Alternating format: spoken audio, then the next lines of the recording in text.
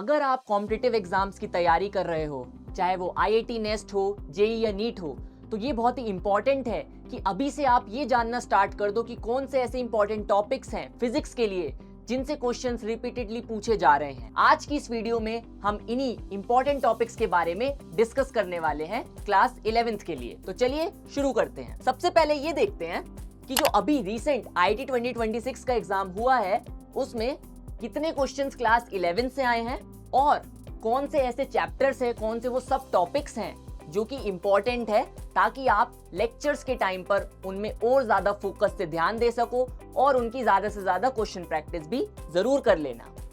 तो चलो फिर स्टार्ट करते हैं। देखो, ये था क्वेश्चन नंबर 1। आपको इस क्वेश्चन को देखकर क्या लग रहा है? ये कि कितना कॉम्प्लेक्स क्वेश्चन लिखा हुआ है और कितना कॉम्प्लेक्स डायग्राम है।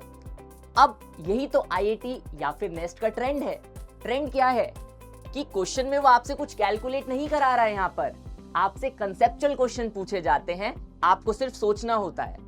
तो ये जो क्वेश्चन है ये आपको दो टॉपिक्स को कंबाइन कर कर बनता है, जो कि है आपका एसएचएम यानी कि सिंपल हार्मोनिक मोशन, जो कि हम towards the end class 11th में पढ़ते हैं, प्लस इसमें यहाँ पर इलास्टिक कोलिजन का कॉन्सेप्ट यूज हुआ है। तो कोलिजन का कॉन्सेप्ट हम कौन से चैप्टर में पढ़ते हैं? ये हमारा कॉन्सेप्ट आता है वर्क पावर एनर्जी में। अभी के लिए आप जब भी इन चैप्टर्स पर फोकस करें तो सबसे पहले ये देखिए कि मैकेनिक्स की जितनी भी चीजें हैं वो बहुत ही ज्यादा कंबाइंड वे में पूछी जाती हैं। ऐसा नहीं है कि आपसे डायरेक्ट फॉर्मूला बेस्ड क्वेश्चन पूछ लिया जाएगा। आपको पता होना चाहिए कि एसएचएम के केस में टाइम पीरियड किन फैक्टर्स पर डिपेंड करता है। अगर मैं कोलिजन करवाने की वजह से उस एसएचएम को डिस्टर्ब कर दूं, तब कोलिजन की वजह से उस पर इंपैक्ट क्या होगा। तो यहाँ पर सारे ही फैक्टर्स बहुत इंपॉर्टेंट हो जाते हैं। लॉजिकली सोचना ज्यादा जरूरी हो जाता है rather than directly applying the concept. देखो, ये था हमारा क्वेश्चन नंबर 3। इसमें अगर आप ध्यान दो तो हमारे पास एक सिंपल पेंडुलम की बात हो रही है, ऑसिलेशन हो रहा है, लेकिन उसको कंबाइन किया गया है इलेक्ट्रिक फील्ड के साथ। तो जब तक बात ऑसिलेशन की हो रही है तब तक हमें पता है कि वो क्लास 11th के कॉन्सेप्ट से रिलेटेड है, यही एसएचएम वगैरह के कॉन्सेप्ट से रिलेटेड है। लेकिन उन्होंने एक एडिशनल फोर्स यहाँ पर एक्ट कर दी इलेक्ट्रिक फील्ड की, जो कि 12th का है। तो ये कौन सा कॉन्सेप्ट यहाँ पर लगा? सबसे पहले यहाँ पर हमारी क्लास 11th प्लस 12th दोनों ही लग रही है। 11th का कौन सा कॉन्सेप्ट लग रहा है? 11th का यहाँ पर कॉन्सेप्ट लग रहा है अगेन एसएचएम का। क्यों? क्योंकि यहाँ पर एक पेंडुलम है और उसके टाइम पीरियड की बात हो रही है। अब जब वो 12th का कॉन्सेप्ट यूज कर रहा है तो यहाँ पर इलेक्ट्रिक फील्ड का कॉन्सेप्ट है, तो ये हमारा इलेक्ट्रोस्टैटिक का कॉन्सेप्ट है। एनीवेज ये 12th का है तो इस पर हम ज्यादा अभी ध्यान नहीं दे रहे हैं। अभी आप 11th के टॉपिक्स नोट कीजिए।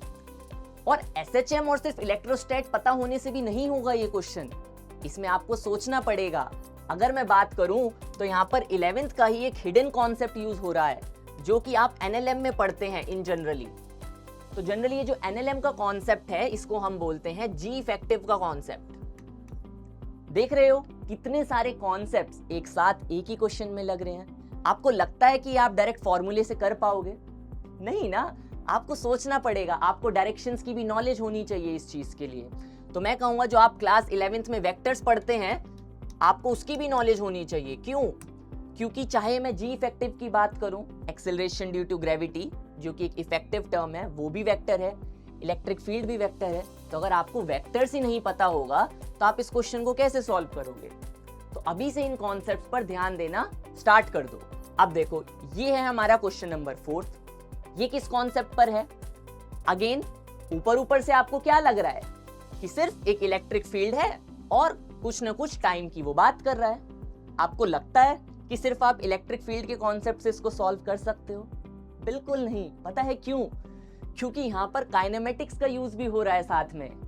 अब आप सोच रहे होंगे कि काइनेमेटिक्स कैसे लग रहा है? अरे अगर इलेक्ट्रिक फील्ड है, इलेक्ट्रिक फील्ड की वजह से चार्ज मूव कर रहा है और उस मोशन में टाइम पीरियड की बात हो रही है, तो काइनेमेटिक्स तो है ना यहाँ पर। तो ये जो कॉन्सेप्ट है ये अगेन हमारे पास क्लास 11th प्लस 12th का कॉन्सेप्ट है। अगर मैं स्पेसिफिकली क्लास 11th की बात करूं तो यहाँ पर हमारा कॉन्सेप्ट लग रहा है काइनेमेटिक्स का। तो हमारे पास एक एक्सेलरेटेड मोशन है, कांस्टेंट एक्सेलरेशन है, तो बेसिकली आपको इक्वेशन ऑफ मोशन की नॉलेज यहां पर होनी चाहिए, तभी आप इस क्वेश्चन को कर पाओगे। और मैं चाहूंगा कि ये क्वेश्चन आप एक बार ट्राई करके देख सकते हो, क्योंकि इसमें आप काइनेमेटिक्स डायरेक्टली अप्लाई कर सकते हो, सोच के देखना, ज्यादा हार्ड ये वाला नहीं है। अच्छा, अब देखो ये क्वेश्चन नंबर 5 है। देख के क्या लग रहा है, ये किस कॉन्सेप्ट से है, कैसे अप्रोच करेंगे? क्योंकि टर्म देख रहे हो, एक्सोटिक स्फेरिकल जेलीफिश, एक बार के लिए तो लग रहा होगा फिजिक्स है ही नहीं यहाँ पर, है ना। एनीवेज देखो, ये हमारे पास एक सिनेरियो है, और इस सिनेरियो में हो क्या रहा है, हमारे पास दो कॉन्सेप्ट्स यहाँ पर मिक्स हो रहे हैं, और अगेन ये क्लास 11th के हैं। पता है कौन कौन से कॉन्सेप्ट्स हैं यहाँ पर क्लास 11th के? एक यहाँ पर जो बल्क मॉड्यूलस है, ये कॉन्सेप्ट आता है मैकेनिकल प्रॉपर्टीज ऑफ सॉलिड्स में, जो कि इलास्टिसिटी वगैरह की बात करता है, राइट। तो ये हमारे पास कौन सा चैप्टर है, ये है हमारा मैकेनिकल प्रॉपर्टीज ऑफ सॉलिड। और दूसरा यहाँ पर क्या हो रहा है, हमारे पास एक लिक्विड है, लिक्विड के हम सरफेस से धीरे धीरे नीचे जा रहे हैं, तो क्या होता है, हमारे पास यहाँ पर फ्लूइड है, और फ्लूइड में हम जब प्रेशर्स की बात करते हैं, ये वो वाला कॉन्सेप्ट यहाँ पर यूज हो रहा है। तो यहाँ पर हमारे पास फ्लूइड मैकेनिक्स का भी यूज है। अब देखो, है ना बढ़िया कॉन्सेप्ट्स। कोई भी क्वेश्चन आपको ऐसा नहीं मिला अब तक 5 क्वेश्चंस में से जिसमें सिर्फ सिंगल कॉन्सेप्ट पूछा हुआ हो। मल्टीपल कॉन्सेप्ट्स, ये ट्रेंड है आईआईटी और नेस्ट का। तो इसलिए अभी हम क्लासेस में जब क्वेश्चंस करवाते हैं, तो हम step by step, chapter by chapter जब आगे बढ़ते हैं, तो हमेशा एग्जाम में मात खा जाते हैं। क्यों? क्योंकि हम मिक्स कॉन्सेप्ट्स वाले क्वेश्चंस कभी प्रैक्टिस ही नहीं करते। और वो हमें कैसे प्रैक्टिस करने के लिए मिलेंगे? जब आप ज्यादा से ज्यादा मॉक्स दोगे, क्योंकि जब मॉक टेस्ट आप देते हो तो उसमें वो मल्टीपल कॉन्सेप्ट से आपको रिलेटेड क्वेश्चंस मिलते हैं, आपकी प्रैक्टिस भी होती है, और आपको कुछ ना कुछ नया सीखने के लिए मिलता है। तो मॉक्स देना बहुत जरूरी है, अभी से एम्फेसाइज कर लो। हम अपने होमी बैच में भी सिर्फ क्वेश्चंस और कॉन्सेप्ट्स ही नहीं बताते, बल्कि ये भी इंश्योर करते हैं कि उनकी वीकली या फिर बाय वीकली टेस्ट्स हों, और हम एनकरेज करते हैं, हम उनसे डिस्कशंस भी करते हैं क्लास में कि कैसे उन्होंने परफॉर्म किया, क्या उनकी रिपोर्ट रही है, हम उसको क्रॉस चेक करते हैं, और उसी से आपकी प्रोग्रेस का पता चलता है। तो इसलिए अगर आप भी मॉक टेस्ट देना चाहते हैं और इसी तरीके से अपने कॉन्सेप्ट्स को स्ट्रॉन्ग करते हुए आगे बढ़ना चाहते हैं, तो एक बार जरूर आप होमी बैच में एनरोल करके देखिए, आपको बहुत मजा आएगा। तो 5 क्वेश्चंस तो हमने देखे। अब देखो, ये है हमारा छठा क्वेश्चन। रीड कर हमें पता चल रहा है कि कुछ प्लैनेट की बात हो रही है। तो प्लैनेट की बात है, ग्रेविटी की बात है, तो ये क्वेश्चन कौन से चैप्टर का हुआ? अगेन क्लास 11th के ग्रेविटेशन का। देख रहे हो, 12th का अब तक कोई प्योर क्वेश्चन आया नहीं है सिवाय एक के, जो कि था रे ऑप्टिक्स का, राइट। बाकी सब में 11th आई ही आई है कहीं ना कहीं से। तो ये हमारे पास इंपॉर्टेंट कॉन्सेप्ट्स में आ जाता है, और ग्रेविटेशन बहुत ही इजी चैप्टर है, आप देखिएगा। बट ग्रेविटेशन जब आप पढ़ेंगे तो पता है क्या रियलाइज करेंगे, कि ग्रेविटेशन में सिर्फ ग्रेविटेशन फोर्स का यूज नहीं है। आपने जो काइनेमेटिक्स में सर्कुलर मोशन पढ़ा था, उसके बिना ये नहीं होगा। तो यहां पर सर्कुलर मोशन के भी कॉन्सेप्ट्स लगेंगे, तो इनको फोकस में लाइए और ध्यान से पढ़िए। अब देखो 7th क्वेश्चन, क्या लगता है ये कौन से कॉन्सेप्ट का है? भैया देखते ही पता चल रहा है कि यहां पर तो वेक्टर्स की बात हो रही है, साथ में एंगुलर मोमेंटम है। एंगुलर मोमेंटम हम कब पढ़ते हैं? जैसे ही रोटेशन की बात होती है। तो यानी कि ये कौन से कॉन्सेप्ट का क्वेश्चन हुआ? ये हमारा रोटेशन प्लस वेक्टर का क्वेश्चन है, अगेन जो कि क्लास 11th है। अब देख रहे हो आपने सोचा था कि क्लास 11th को इतना वेटेज मिलता है, पर प्रूफ आपके सामने है, और ये रीसेंट 2026 का पेपर है, इतना वेटेज है क्लास 11th का। तो आप ये मत सोचो कि क्लास 11th नहीं पढ़ेंगे, कोई बात नहीं, 12th में सीधा जाएंगे, प्रिपेयर कर लेंगे, हो जाएगा। अगर 11th में आप वीक रह गए ना, तो कहीं ना कहीं इम्पैक्ट उसका 12th तक रहेगा। इसलिए 11th को इग्नोर मत करो, अभी से अपने आप को सीरियस मोड में लाओ और प्रैक्टिस स्टार्ट करो।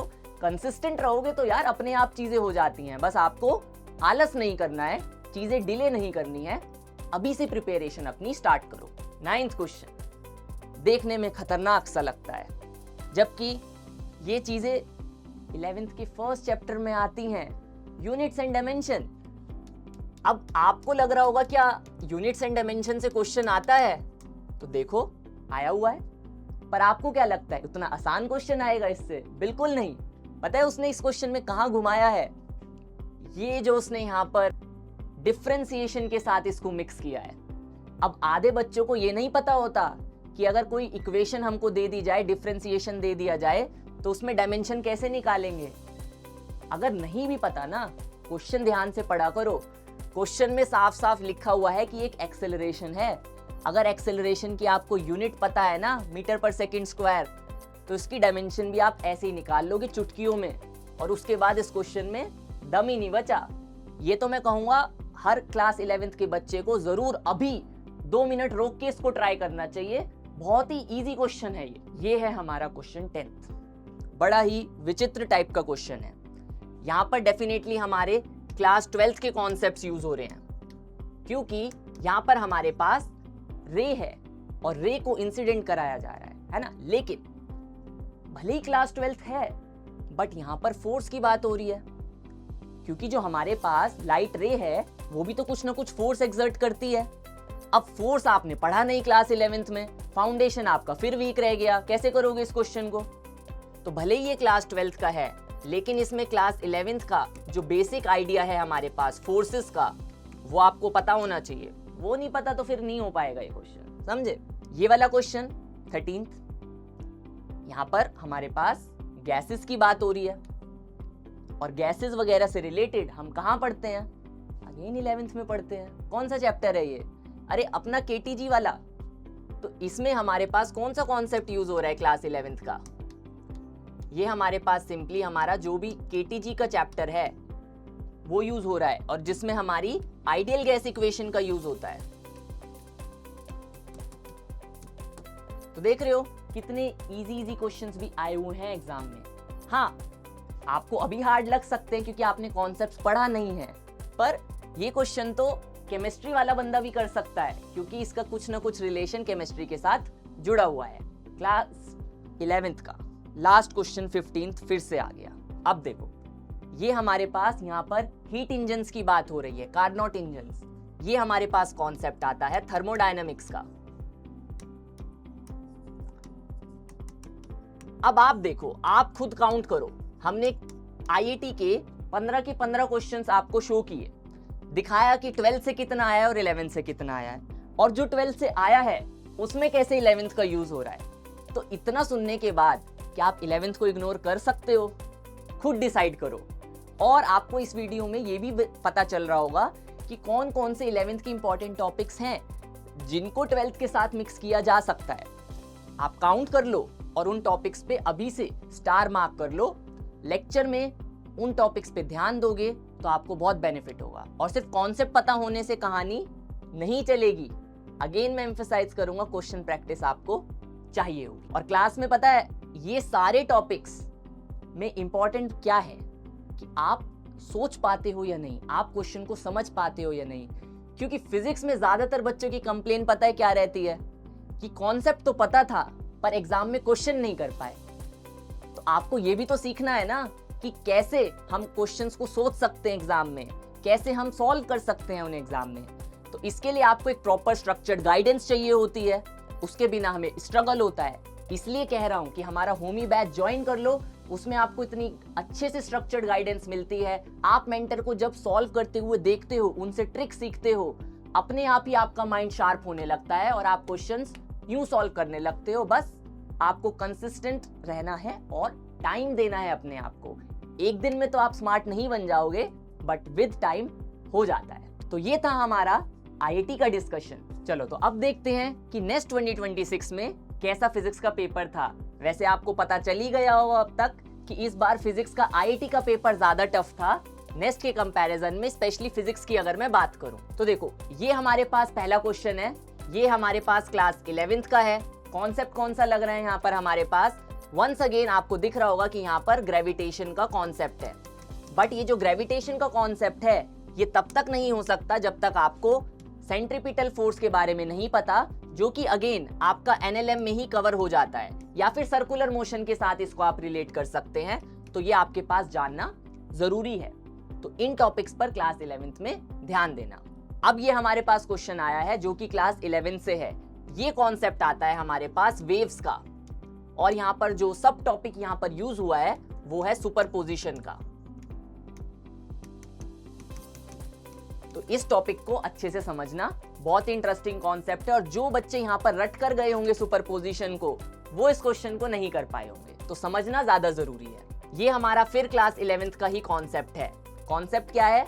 हमारे पास मेल्टिंग ऑफ आइस का यहाँ पर यूज हो रहा है। तो ये वाला क्वेश्चन अगर मैं कैटेगरी वाइज डालना चाहूं किस कॉन्सेप्ट का है, तो डेफिनेटली आप इसको फ्लूइड में डाल सकते हैं, लेकिन ये आप बेसिक नॉलेज से भी कर सकते हो अगर आपको अंडरस्टैंडिंग अच्छी है कि डेंसिटी का यूज क्या है, मास का यूज क्या है। तो ये सारी चीजें इंपॉर्टेंट है। फ्लूइड कह सकते हो या फिर आप इसको कैलोरीमेट्री के साथ भी रिलेट कर सकते हो, क्योंकि ज्यादातर उस वाले केस में हमारे पास फेज ट्रांजिशंस होते हैं, बट मेन मैं कहूंगा कि इसको आप फ्लूइड में ही कंसिडर करो। 8th क्वेश्चन, ये हमारे पास देखने से आपको लग ही रहा होगा कि ग्रेविटेशन का क्वेश्चन है, क्योंकि एस्ट्रॉइड की बात हो रही है। ठीक है, तो अगेन ये हमारे पास कौन सा कॉन्सेप्ट है? 11th का ग्रेविटेशन। लेकिन ग्रेविटेशन में आपको सिर्फ फॉर्मूले से काम नहीं चलेगा, आपको अंडरस्टैंडिंग होनी चाहिए कि एक एक जो फॉर्मूले का हम यूज करते हैं उसमें इन टर्म्स का मतलब क्या है। अगर मतलब नहीं पता तो आप इस क्वेश्चन को नहीं कर पाएंगे, ये बात ध्यान रखना। ये वाला जो हमारे पास कॉन्सेप्ट है स्फीयर का, इसमें हमारे पास वंस अगेन फ्लूइड का यूज हुआ है। और फ्लूइड का कौन सा कॉन्सेप्ट? कोई खास नहीं, जो आपने 10th में भी पढ़ा होगा। कौन सा? बाय एंड फोर्स का कॉन्सेप्ट, जिसको हम ज्यादातर एफबी से डिनोट करते हैं। देखो, तो ये सारे ही कॉन्सेप्ट्स इंपॉर्टेंट हैं, और जो वेट की बातचीत हो रही है यहाँ पर, ये आप और अच्छे से समझेंगे अगर आपको इसमें एनएलएम की नॉलेज होगी। तो एनएलएम एक फाउंडेशन है जिसका यूज डायरेक्टली भले ही ना हो, बट इनडायरेक्टली हर जगह हो जाता है। 11th क्वेश्चन हमारा थर्मोडायनेमिक्स का आ जाता है, जो कि वंस अगेन क्लास 11th का टॉपिक है। और थर्मोडायनेमिक्स में यहाँ पर बात हो रही है पीवी डायग्राम की और वर्क डन की। तो पीवी डायग्राम से रिलेटेड कॉन्सेप्ट्स पर ध्यान देना, ये सारे ही चीजें इंपॉर्टेंट है। और यहाँ पर आपको कहीं ना कहीं इंटीग्रेशन की नॉलेज भी होनी चाहिए। क्यों? क्योंकि इंटीग्रेशन क्या रिप्रेजेंट करता है? कहीं ना कहीं एरिया अंडर ग्राफ से रिलेटेड होता है, और यहाँ पर उस चीजों का यूज होगा।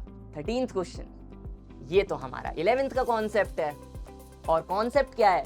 हमारे पास फ्रिक्शन से रिलेटेड कॉन्सेप्ट है, जो कि पूछा गया है रोलिंग मोशन के साथ। रोलिंग मोशन रोटेशन का पार्ट है। मैं बता दूं, फ्रिक्शन की जो जितनी भी चीजें हैं डायरेक्शन से रिलेटेड, वो कंसेप्चुअली बहुत इंपॉर्टेंट है, क्योंकि यहाँ पर डायरेक्ट डायरेक्शन से क्वेश्चन आए, कुछ सॉल्व ही नहीं करना है आपको, सिर्फ समझना था, दैट्स इट। 15th क्वेश्चन जो है, यहाँ पर आप देखेंगे कि ये हमारे पास 11th के कॉन्सेप्ट से मिलकर आया। और पता है यहाँ पर कितने कॉन्सेप्ट्स एक साथ लगाए हैं इन्होंने? गिनवाता हूं। देखो, पहले इन्होंने कॉन्सेप्ट यूज किया है हमारे पास स्टीफन्स लॉ का। ये कॉन्सेप्ट हम पढ़ते हैं हीट ट्रांसफर में, थर्मल प्रॉपर्टीज में। उसके बाद इन्होंने कॉन्सेप्ट लगाया है यहाँ पर केटीजी का, अगेन क्लास 11th का कॉन्सेप्ट। कोलिजन्स हो रहे हैं, और आपको इन केटीजी के साथ कोलिजन फ्रीक्वेंसी को रिलेट करना है। तो केटीजी के भी यहाँ पर दो कॉन्सेप्ट्स लग रहे हैं। पहला कि वेलोसिटी जो है टेम्परेचर पर कैसे डिपेंड करती है, और दूसरा यहाँ पर लग रहा है हमारे पास कोलिजन फ्रीक्वेंसी का। तो बढ़िया तरीके से मिक्स करके इस क्वेश्चन को पूछा गया है, बिल्कुल फंसाकर। 16th क्वेश्चन देखो, ये क्वेश्चन आप जज करने में बड़ी दिक्कत होगी आपको कि ये 11th का है 12th का है, क्योंकि बात तो फोर्सेस की हो रही है, बट फोर्सेस अलग अलग टाइप की हैं। जैसे ग्रेविटी की बात तो हम 11th में कर लेते हैं, लेकिन इलेक्ट्रोस्टैटिक और स्ट्रॉन्ग फोर्स की बात 12th में करते हैं। तो अगेन ये मिक्स टाइप का क्वेश्चन है, जिसमें 11th और 12th दोनों के ही कॉन्सेप्ट्स यूज हुए हैं। एनएलएम प्लस ग्रेविटेशन यहाँ पर है। 18th क्वेश्चन में फिर से इलेक्ट्रिक फील्ड की बात हुई है, तो आपको लग रहा होगा कि ये 12th का है, पर ध्यान से पढ़ो, यहाँ पर वो आपसे इस इलेक्ट्रिक फील्ड को डिफरेंट कॉन्स्टेंट्स के साथ रिलेट करवा रहा है, और कहीं ना कहीं डायमेंशंस की बात हो रही है। तो आपने कभी इमेजिन नहीं किया होगा कि डायमेंशंस का क्वेश्चन क्लास 11th का इस तरीके से इनडायरेक्टली भी पूछा जा सकता है। तो ये कॉन्सेप्ट्स हम तभी कर पाएंगे जब हमें थोड़ी बहुत इन टर्म्स की नॉलेज होगी कि ये कॉन्स्टेंट्स हैं क्या। तो अभी के लिए अगर आपको कॉन्स्टेंट्स नहीं भी पता कोई बात नहीं, बट टॉपिक इंपॉर्टेंट है, ये मार्क करो। और अब हम आ गए अपने लास्ट क्वेश्चन 20 पर। इस क्वेश्चन को आप देखते ही बता पा रहे होंगे कि इसमें कहीं ना कहीं स्प्रिंग इन्वॉल्व है, और स्प्रिंग वगैरह तो हमारे क्लास 11th के फाउंडेशन चैप्टर्स हैं, जिसमें यहाँ पर डायरेक्टली मेंशन्ड है कि SHM की बात हो रही है। तो ये हमारे पास वंस अगेन क्लास 11th का है। तो देखा आपने कि कौन कौन से क्लास 11th के ऐसे टॉपिक्स हैं जो कि इंपॉर्टेंट है, और कहीं ना कहीं इक्वल वेटेज है दोनों का, और क्वेश्चंस का जो वे है पूछने का, आप वो अभी से ध्यान दो IIT और नेस्ट का कि क्या है। ये जेई और नीट से काफी अलग है। आप चाहें तो उनके PYQs देखकर मैच कर सकते हैं कि इनमें कैलकुलेशन कम, थिंकिंग ज्यादा, और कॉन्सेप्ट्स की आपको डेप्थ में अंडरस्टैंडिंग होनी चाहिए, तभी आप इस टाइप के क्वेश्चंस कर पाएंगे। और इसके लिए इंपॉर्टेंट क्या है कि तैयारी आप अभी से स्टार्ट करो और अपने बेसिक्स को स्ट्रॉन्ग करो। तो अगर आप अपनी तैयारी स्टार्ट करना चाहते हैं बेसिक्स के साथ साथ अपने मल्टी कंसेप्चुअल टाइप के क्वेश्चन सॉल्विंग को इंप्रूव करना चाहते हैं, तो हमारे होमी बैच में आज ही एनरोल कर लीजिए। जैसे ही आप एनरोल करेंगे आपको धीरे धीरे रियलाइज होगा कि कितनी तेजी से आपकी प्रोग्रेस हो रही है, और आप ना सिर्फ अब कॉन्सेप्ट्स के भरोसे हैं, आपकी क्वेश्चन प्रैक्टिस और माइंड इतना शार्प हो चुका होगा कि आप न्यू टाइप के क्वेश्चंस भी अप्रोच कर पाएंगे। तो लिंक आपको डिस्क्रिप्शन में मिल जाएगा। Join now, see you in the Homi batch, bye bye.